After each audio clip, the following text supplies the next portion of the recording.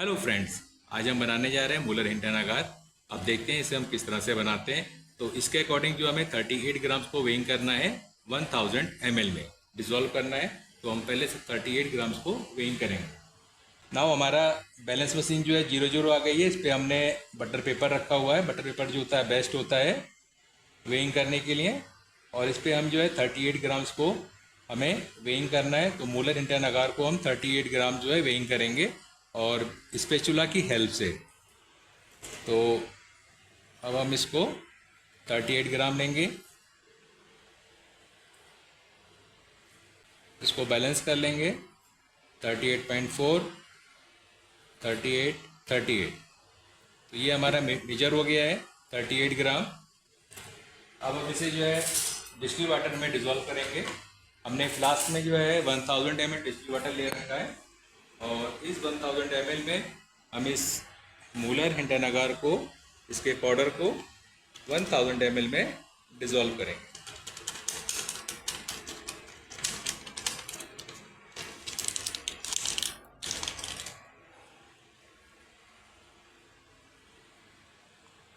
इसके साथ ही हम आज बनाने जा रहे हैं क्लेड आघात।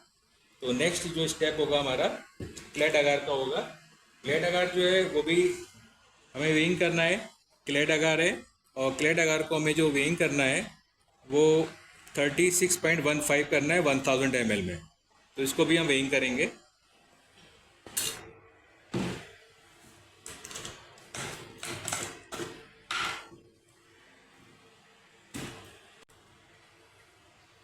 क्लेड जो है 36.15 लेना है। तो क्लेड को प्रोसीजर वही रहेगा, बटर पेपर पे आपको करना है, स्पैचुला की हेल्प से करना है। और 36.15 हमने मूलर जो है वो लिया था 38 ग्राम और क्लेड जो है लेंगे 36.15।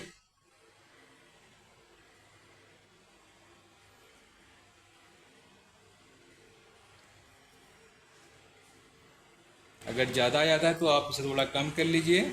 इस तरह से 36.15 और ये हो गया 2।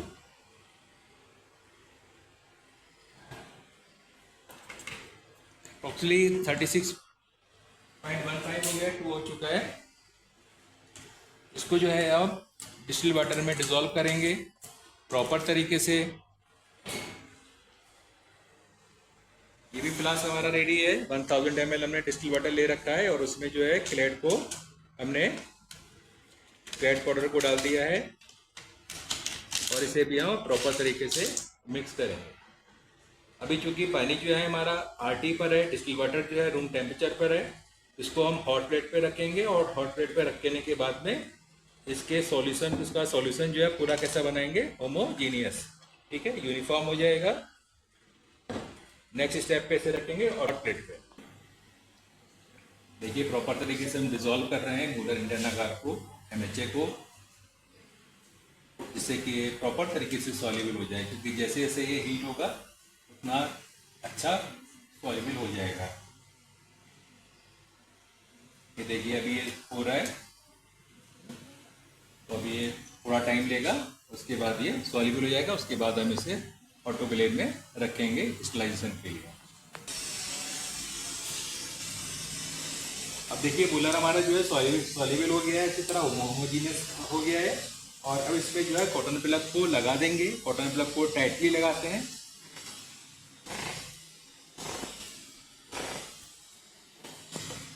इस तरह से कॉटन प्लग को इस पे लगा दें।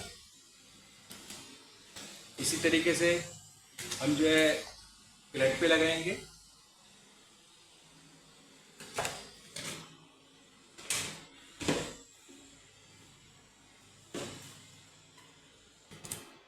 प्लेट पे भी हम कॉटन प्लग को लगा के क्लोज कर देंगे। इसे प्रॉपर तरीके से लगाते हैं। अगर आप इसे स्क्रू की तरह लगाएंगे यानी घुमा घुमा के लगाएंगे तो कॉटन प्लग का ऑटोक्लेव में, जब ये ऑटोक्लेव होगा तो उस समय चांसेस जो है बहुत कम होंगे ऑटोक्लेव से कॉटन प्लग का निकलने में, ठीक है। अगर आप डायरेक्ट लगा देते हैं तो हो सकता है कि कॉटन प्लग आपका निकल जाए। इसलिए इसे प्रॉपर तरीके से हम टाइट कर लेते हैं। ये देखिएगा, ठीक है। देख लिया आपने कॉटन किस तरीके से लगी हुई है, प्लग हमारा लगा है, ये प्रॉपर तरीके से टाइट हो चुका है। अब इसको जो है हम ऑटोक्लेव में रखेंगे। ऑटोक्लेव में, अब ऑटोक्लेव में हम MHA को रखेंगे। ऑटोक्लेव को हम पहले ही जो है प्री हीट कर चुके हैं और इस तरीके से अब MHA और क्लेट को जो है इस बास्केट में रख देंगे, ठीक है। और इसे अब हम क्लोज कर देंगे, इसको टाइटली क्लोज करेंगे जिससे कि हमारी गैसकेट जो है वो प्रॉपर तरीके से इसमें लग जाए और स्पेस बिल्कुल ना रहे, जिससे कि स्टील जो है वो हमारी बिल्कुल ना निकले इसमें। इस तरीके से इसे प्रॉपर टाइट कर देंगे और इसको ऑन करेंगे। ऑटोक्लेव हमने ऑन कर दिया क्योंकि वर्टिकल ऑटोक्लेव है, फुल्ली ऑटोमेटिक है। नाउ प्रेस, और ये भी स्टार्ट हो गया। इस टाइम जो हमारा प्रेजेंट टेम्परेचर है, प्रेजेंट टेम्परेचर की वैल्यू जो है वो 89.6 है और सेटिंग पॉइंट जो हमारा 121.0 यानी कि 121 डिग्री है। तो अभी हम इसको जो है ऑटोक्लेव कर रहे हैं। अभी 20 मिनट तक इसे ऑटोक्लेव करेंगे।